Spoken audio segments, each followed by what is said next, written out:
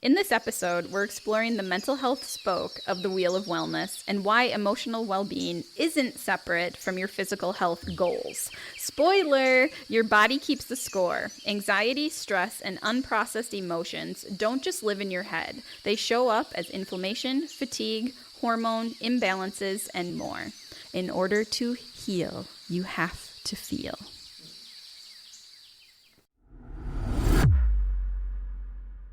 Welcome to Rooted and Rising, a podcast by Into the Woods Wellness. I'm Kaitlyn Keneally, coming to you from our nature-inspired sanctuary in Fond du Lac, Wisconsin. Grab your tea, get comfortable, and let's dive into real talk that empowers your healing journey. We're back. Don't pay attention to the notes that say episode 3, because this is actually episode 4. It is, absolutely. 4 is my lucky number, actually. Ooh. It's my fave. Lucky number 4. All right. What about you? I don't think I haven't really picked a lucky number. I do pay attention to angel numbers quite a bit. That's good. 1111 or 444. But I don't think I have a favorite number. Okay. I'll have to pay attention to see if anything's calling to me. Yes. It seems fitting that if 4 is your lucky number. So that was a good transition. Where are you going with that, Jenny? We're talking mental health. Did you know that's where I was going to go? I thought you were going to say because you're 40 now. Oh, I mean, that's valid too. Yeah, that's why I was like, okay, I see where this is going. But yes, we are. We are talking mental health today. So that is very exciting for me. Specifically, mental health as part of your wellness journey. And that builds really well off of last episode's conversation with Kelly, which was focused on physical movement, but we really dove into mind-body connection. Definitely listen to that episode if you have not. Yeah. But before we dive into mental health as part of your whole person wellness experience, as usual, I want to jump into our fun little warm-ups, mental health edition. Sure. So, are you ready? I am. Okay. When you're feeling depleted, do you cancel plans to recharge or push through and rest intentionally after? As of now and this era of my life, I will cancel. And I have to say it feels good. Up in all other eras of my life, I think I would push through. And then I would become even more depleted. Yeah. Yes, but then there's that balancing act too that sometimes I'm like, I should push through. So it's a little bit of knowing yourself, but I would absolutely say cancel and then maybe only push through if you need to. What about you? I think I would say the same. My younger self would push through and then just not rest at all, right? So that was the rest intentionally. Yeah. I think that's the key point. But I have found myself feeling more comfortable canceling, especially if it's someone where they'll understand, right? So yes, for sure. Exactly. All right. You have mentioned you take nervous system regulation very seriously. But before regulation, obviously there's a state of dysregulation. So what is your nervous system dysregulation pattern that you've noticed? Are you more activated, go into fight mode, or do you shut down? It's going to depend on the scenario, but Sure. I think my natural tendency is to shut down. Yeah. Yep. So that's how I would answer that. Yeah. What about you? I'm definitely the same. There's Okay. probably instances that I would go into activated and elevated voice and Yeah. but then most of the time I would say I turtle, so shut down. Yep. So then the flip side of that, what's your go-to coping or self-soothing method or tool? So writing, I would say in this era of my life and the past few has been really profound. Writing, listening to music, or even stepping outside and being like, oh my goodness, just taking a quick look up and around and then trying to come back to self. Absolutely. What about you? I would say some similarities. Getting outside and just feeling the sun on my face, fresh air, moving. Today, I made time to just go for a walk with the dogs. It would have been easy to just shove it to the side. I got too much stuff to do, too many Yeah. places to be. But just being present. And I noticed some leaves floating through the air and I was like, oh. So a glimmer moment there that was Good. really soothing. When I don't have time for the longer time in nature, I really enjoy dancing like a weirdo in my kitchen. I like Some it. music too. Yeah. But for moving my sure. body. Yep. Okay. Moving that energy. All right. So that said, music that matches your mood or music that shifts your mood? Probably matches, but if I need to get out of something, then I would do the opposite action. So then it would be something different. Yeah. For me, I should be better at feeling my feelings. So music that matches a little bit. Yeah. But my go-to is usually music that uplifts and helps me move it. So I'm acknowledging it, but I'm moving my body and elevating. Interesting. Yeah.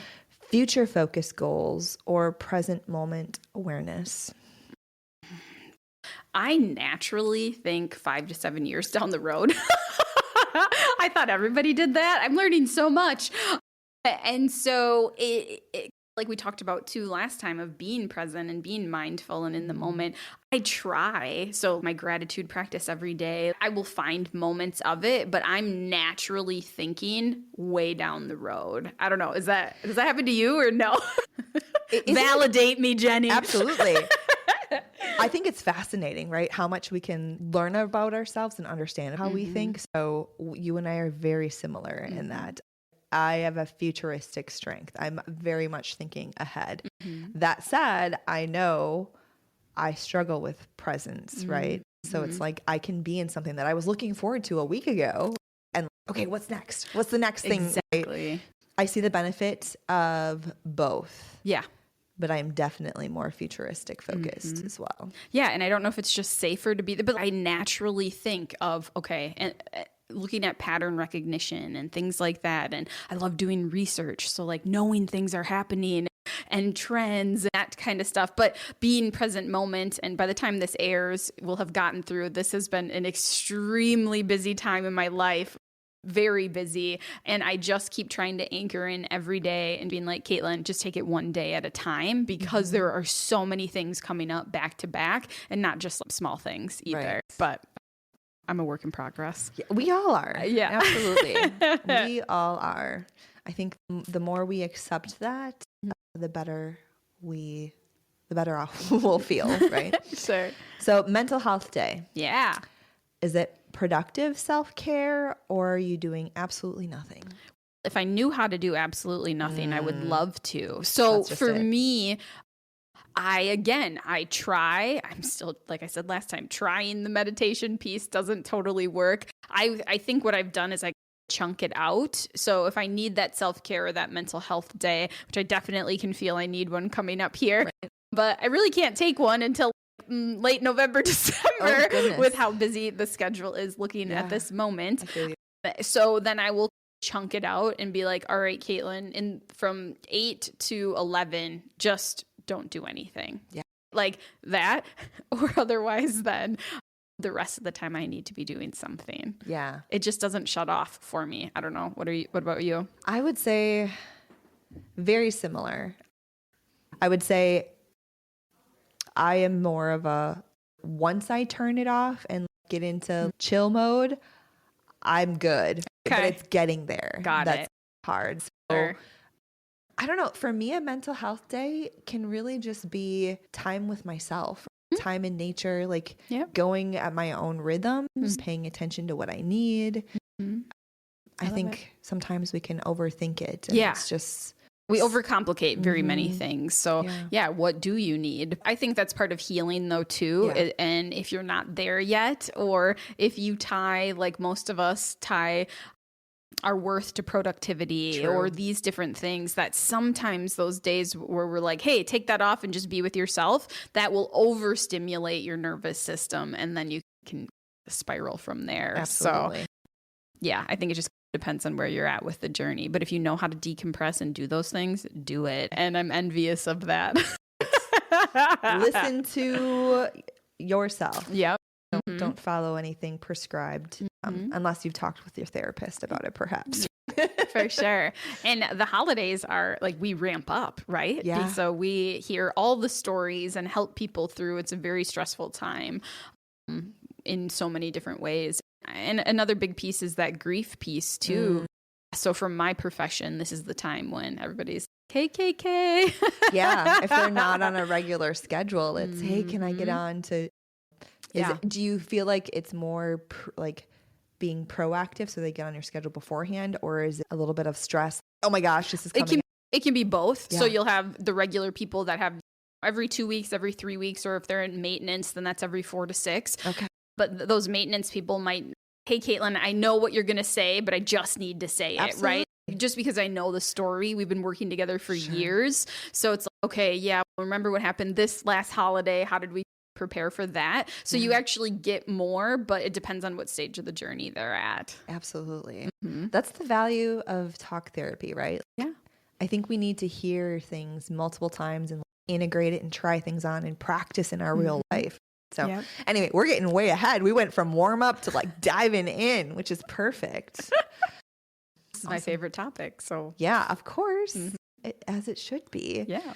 So mental health is a piece of the Wheel of Wellness at Into the Woods. Yeah. And I want to spend a little bit of time getting your perspective. We know, but for those that are like, I don't need mental health, I'm good. Yeah. Why would you say it belongs in this wheel as part of this holistic wellness approach? Sure.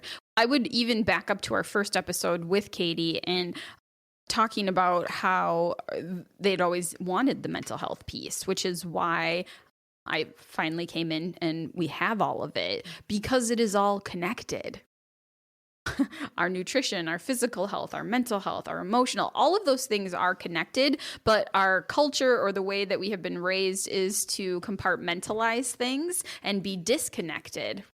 And so to me, and I will be being biased here because obviously this is what I specialize in, this is what I do every day, the mental piece to me is the most important, because if you can't keep your head in the game, how are you going to stick to the plan, whether it's coming to physical, nutrition, whatever your plan might be? Or you could be good at those things and then you uncover all of a sudden I'm looping. I have that negative thought into my head. I'm anxious. I don't know how to do this. So to me, it is all connected. And the more we can wrap our head around that and work towards destigmatizing what our perception of mental health actually is, the better, because it's not one or the other, it is all. And where you start, I won't dictate that entry point.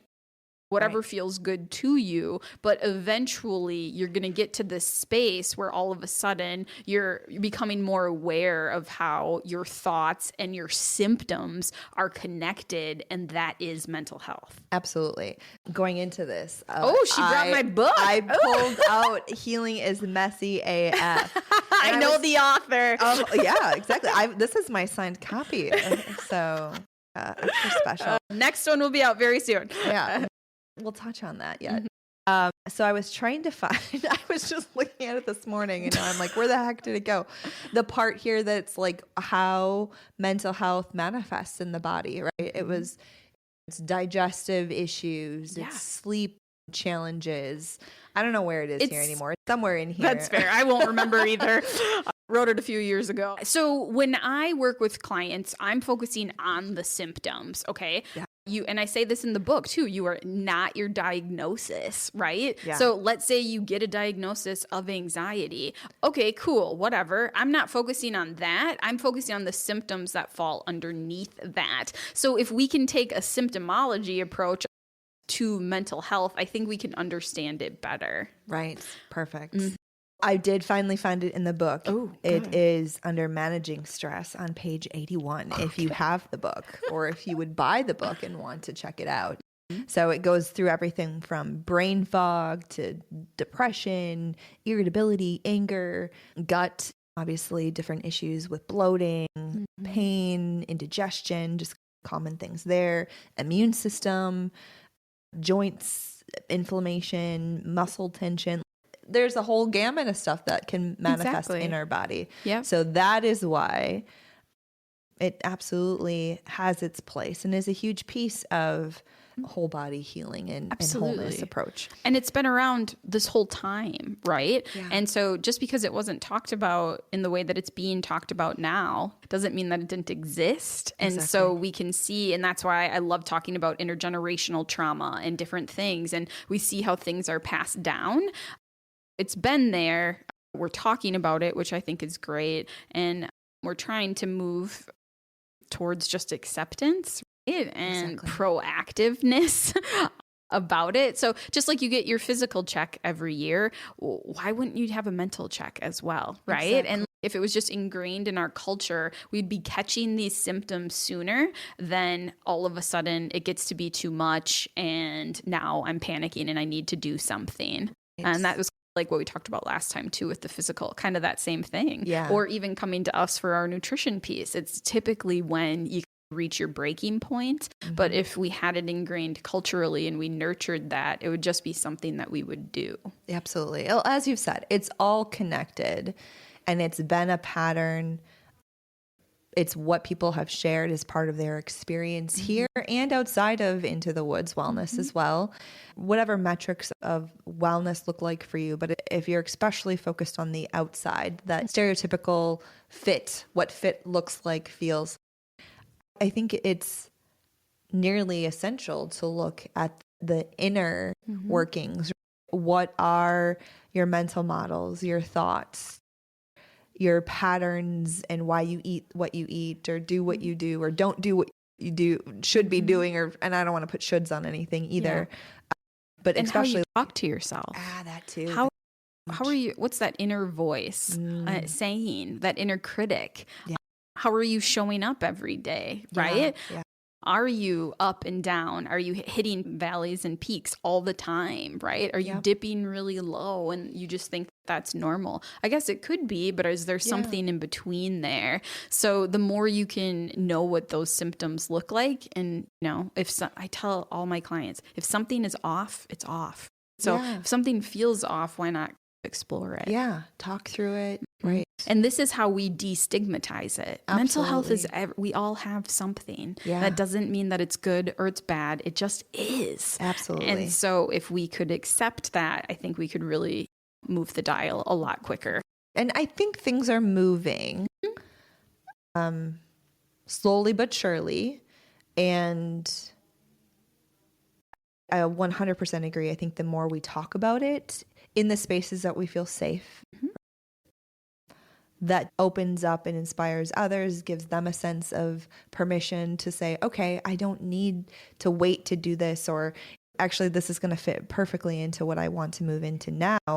A little bit of myth busting around the stigma. Yeah.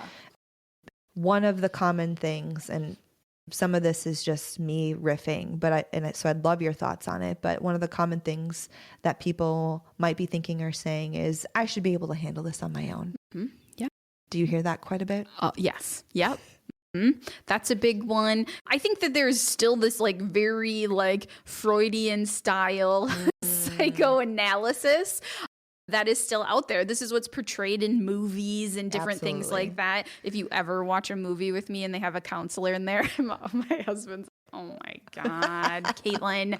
I'm like, that's not right. They can't do that. That's not following this. That's not HIPAA compliant. You can't do those things. So if you're ever watching a show with me and that's happening, I probably wouldn't be the easiest person to watch it with.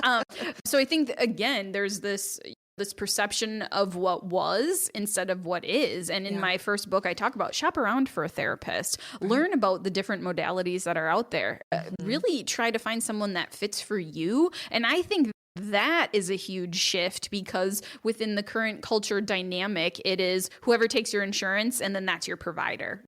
And it's not necessarily totally humanized, which is what breaking the stigma and talking about this stuff and acknowledging, like my first book, it's messy AF, right? But you can have guidance around that. And even if you find a counselor or someone who helps you, and then you get to this place, it's okay to move on as well. And I think that that's different too, because we're used to having one doctor.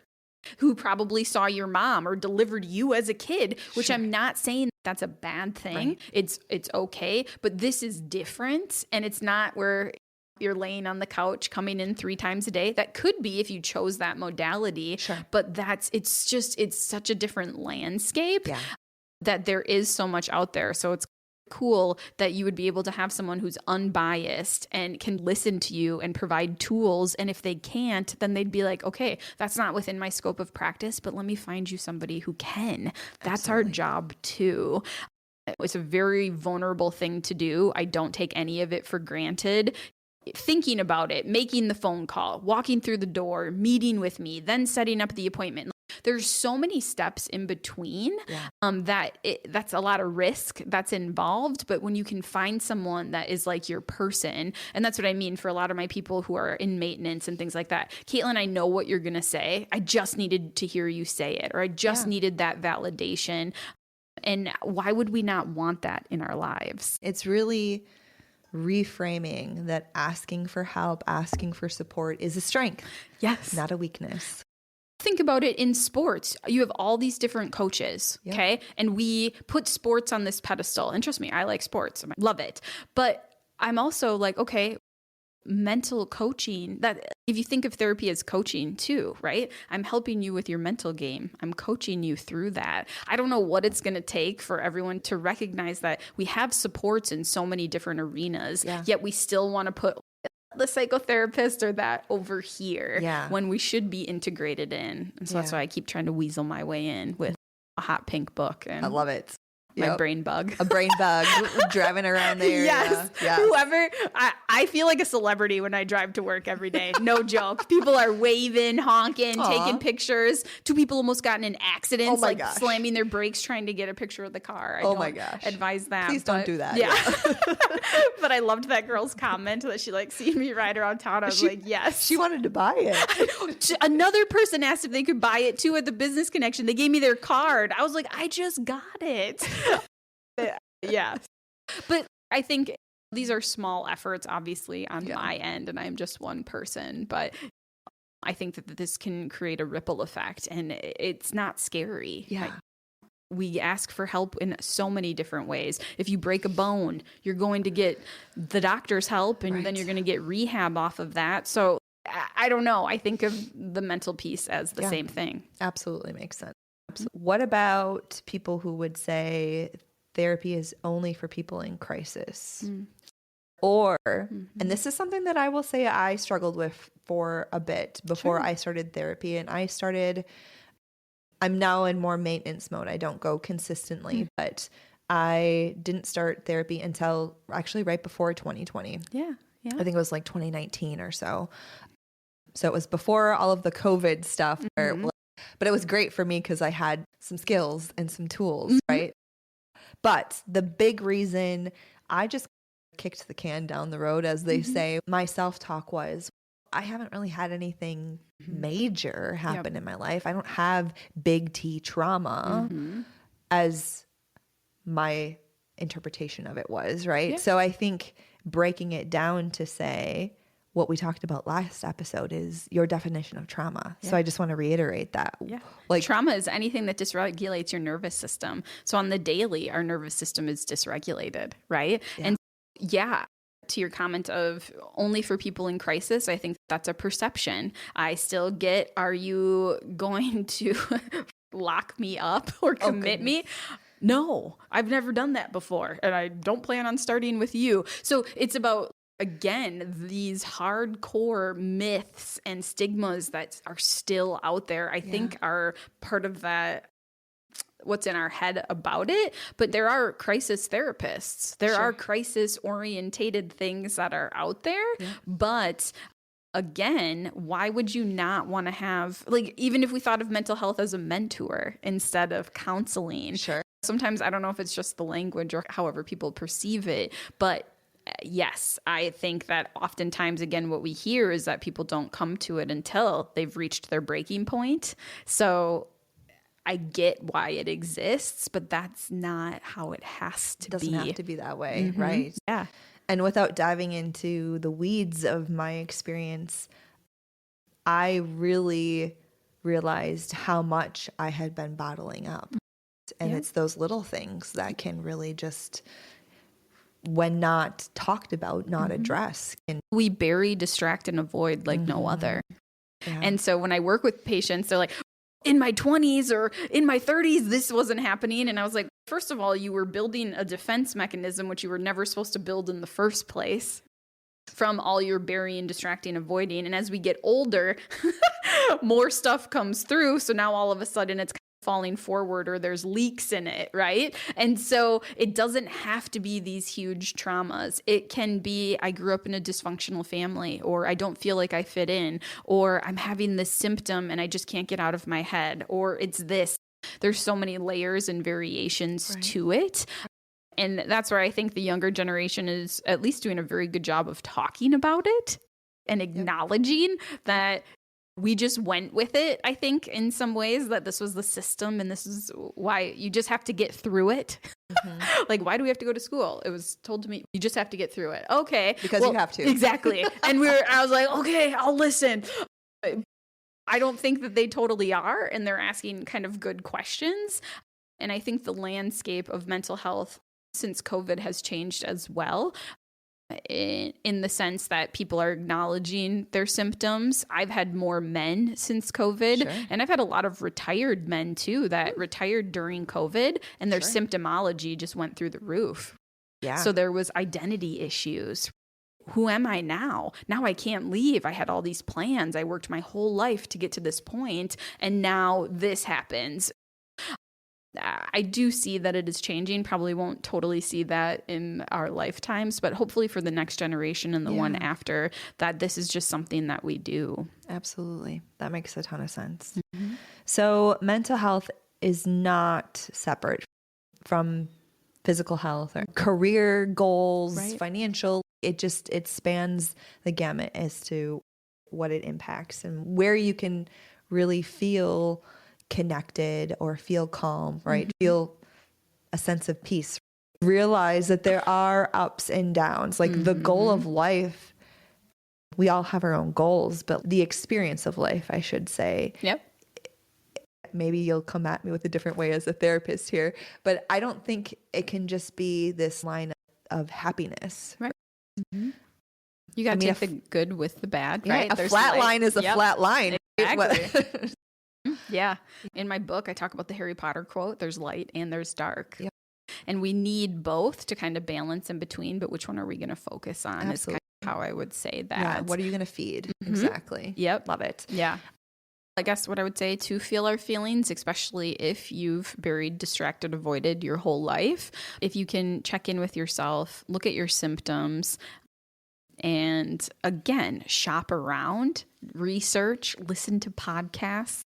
There's just so many resources that are at our fingertips now that previous generations didn't have. Yeah. So the more you do that before you go into it and shopping around, finding somebody whose vibe is going to fit with you, it can make that experience less scary. And in order to heal, we have to feel. I will say it again. Yes, in please order to heal, we have to feel. Yeah. So if you find yourself can't process these emotions or guarded up or irritable, and that's what I mean about symptoms, then there might be something there and it's worth exploring.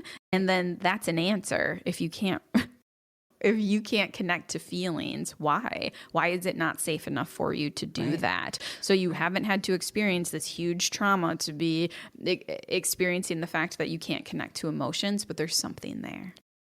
I think too, my experience and what I've witnessed in people around me, sometimes we can connect to a feeling, but it's a cover, right? Yeah. So anger, I think, is a cover for many feelings, right? Or frustration, where it's, for me, if I notice myself getting snippy, whether it be to my husband or like just irritable with my dogs, right? It's one of those things, okay, stop. Yeah.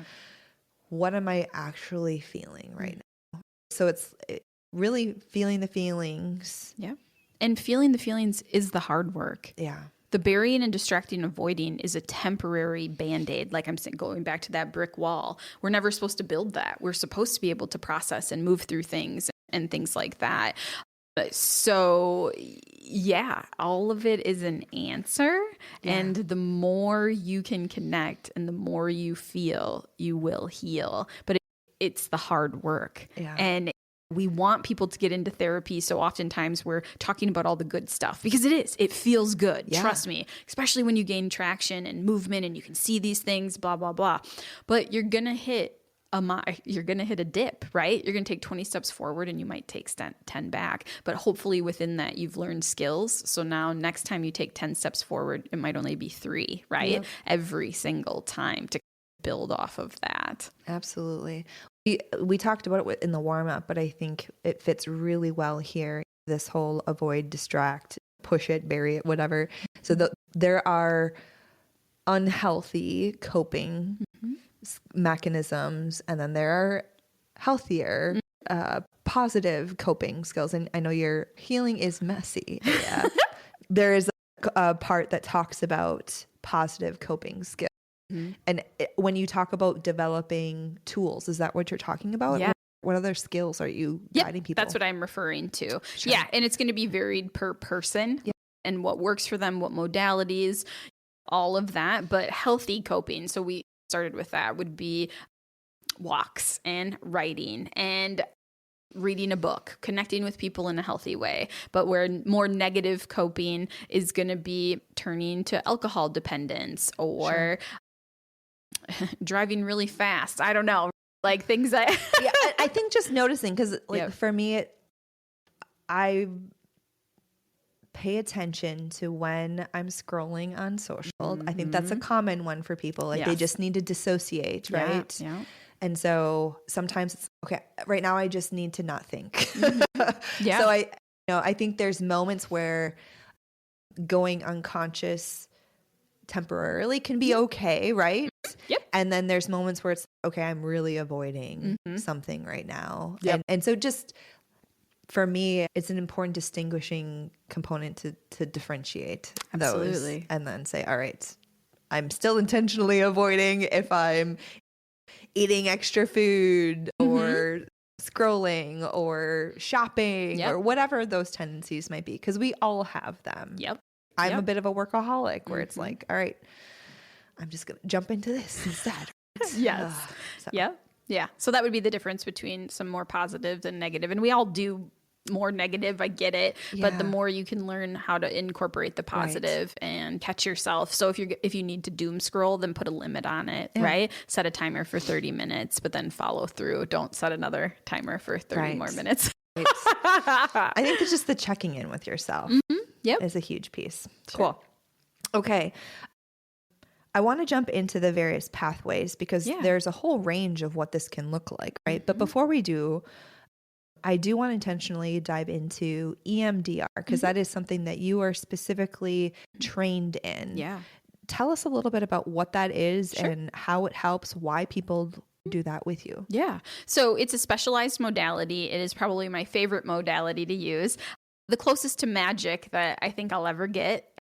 So talk therapy is great, but with EMDR, you do a whole protocol, you pick a memory, and then you process that memory. And every memory has symptoms or roots connected to it. And what EMDR can do is help take away the sting of those roots and just makes the memory more livable with. That's it in a nutshell.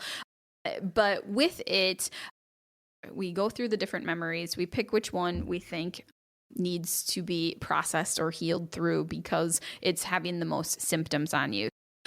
The body keeps score. It discusses how we trap emotions in our body. And with EMDR, every emotion or root, then we try to move through that. But to me, it is one of the most effective modalities to treat trauma, anxiety, depression, you name it. Yeah. I always encourage people to do more research on it. We're hearing a lot more people talk about it, which I think is great. Yeah. Because again, talk therapy can last a really long time, but with EMDR in a couple sessions, you can feel relief. Yeah. And so from my end, it's also really amazing to witness that as well. So you and I have had the honor of talking about EMDR and mental health on podcasts before. So it's really cool to hear you say it again to further ingrain my understanding. I will say personally, I haven't done EMDR, but I've done a relative of it, brain spot. Yep. And they're closely connected. Correct. I think everybody's memories that they're excavating and looking at the roots of are going to be very different. But I want to encourage you all as listeners to, again, not go into this space of, oh, I don't have any big trauma from my childhood or whatever, or lived experience. I think it's those, like we said, those little memories that, you might not realize your body is holding on to. For me, one of the last sessions I did was over the passing of one of my dogs. Yeah. Like it was this very traumatic experience. Without getting into it, because I don't want to cry. No, long story short, we had scheduled to put her down because she had cancer and had declined really fast. But she declined very fast, where she ended up passing at home the night before her euthanasia. And so just going through that, I was amazed at how that session helped me process what I was feeling in the moment, right? That my brain and nervous system was like, okay, you need to take care of what's happening here. Like I went into needed to feel. Yeah, that was just it. That's what it does. Because I was totally into this mode of, oh my God, I need to do this. And this is happening. And obviously I was feeling, but I wasn't really feeling it. And the session that I did afterward, I was experiencing physical sensations. Correct. That were wild. It is definitely magical. It is. Right? Yes. Like I could go on and on about this. So maybe we'll do a separate conversation just on EMDR eventually. There's so many topics. But I think the amazing piece is, again, like you're saying, I think there's this emotional release and relief. There's this physical, if we're carrying it in our neck. At one point, I left a session and I was like, oh, I feel like a bobblehead. Like I feel like my head is going to roll right off my shoulders. Yeah. And the therapist I was working with was like, Jenny, you just released a whole bunch of tension in your neck and shoulders. That's why. Because your nervous system maybe was clogged, if that's a good way to put it, in that area. And so whatever memory you processed cleared that out. Yeah.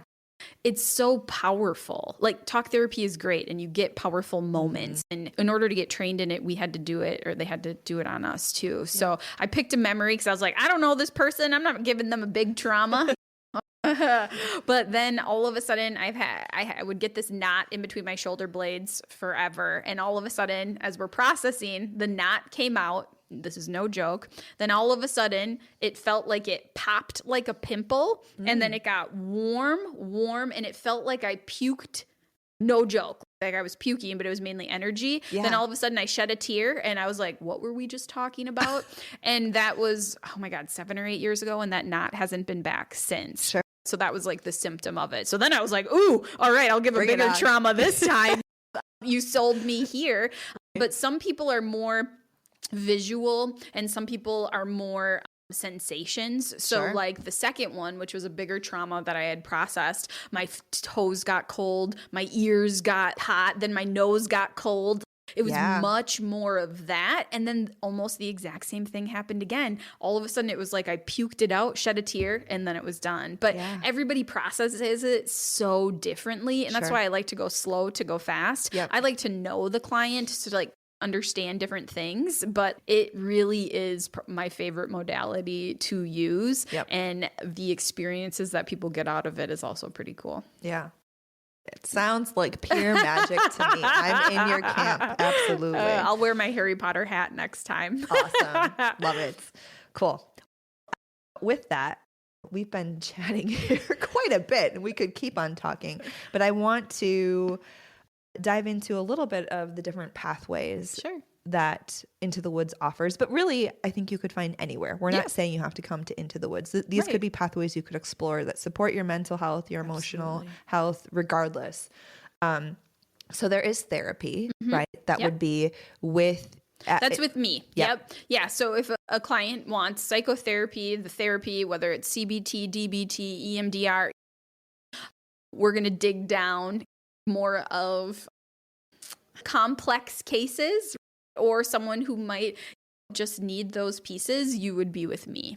So perhaps someone that is struggling with anxiety, depression, perhaps grief, perhaps it doesn't have to be just childhood stuff, but just noticing that they have patterns, or if they're feeling stuck, right? That might be a first path to explore. Absolutely. Okay, Yep. cool. Yeah. And then just making sure that I'm a good fit for you. Oh, so that's why I love offering the free consultation. Come in, meet me, see if I'm going to be your vibe, because I'm assertive, I am direct, I am solution focused, and that's not for everybody.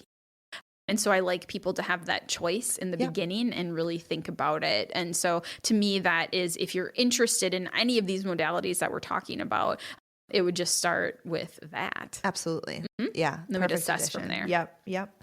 Okay. So then another option would be more of the emotional support. Correct. So what would that look like at Into the Woods? Yeah. I supervise someone under me, and so they're learning, right, to be where I am at one point. But the emotional support would be for someone who's like, nope, I don't want to go that deep.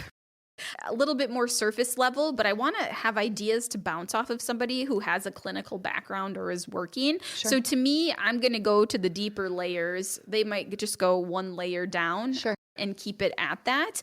But it's still having that safety net or that support of that emotions around it. And then they can always tap into me too. Hey, Kaitlyn, what do you think about this? And things like that. So hopefully that makes sense. Yeah, absolutely does. If you need to dip your toe, that might be. Yeah, it's a good warm up to see how it feels, exactly, how you're integrating it after a session, perhaps. Awesome. Yeah. So what about health coaching? That's another offering or possibility. Yeah. So we have health coaching and we have life coaching too. We're going to get to that one. Okay. Yeah, our health coaching. So Ginger does a really amazing job for our program clients or different things. You don't have to be in the program to get the health coaching piece. Okay. But if you are like, I want to focus on my health right now, we're totally cool with that. So we have someone who specializes just in that can give you skills, tools, and different things. Often what she'll see is it's a lot of the mental piece. Yeah. So do we want to go the life coaching route then as well? We're able to pair it up too, so that you can have that full mentoring piece around it. But if you're specifically, I want to focus on my health, you would start with our health coach, which would also be a great place to start. Sure. So when you say health, are you thinking, is it more so around nutrition, movement, some of the physical? Yeah, I'd say a healthier lifestyle that you want to live, whether that is the nutrition, the physical, whatever that looks like. Right. But what you're shopping, how you're preparing. Exactly. Yeah, exactly. Yep. Okay, awesome. And I really think we talked about how health coaching is that bridge between knowing what to do and actually doing it. Yeah. It's a great way to gain some additional education, have some accountability, and really look at habit building. Eventually, those baby steps add up to those bigger changes that we are striving to see.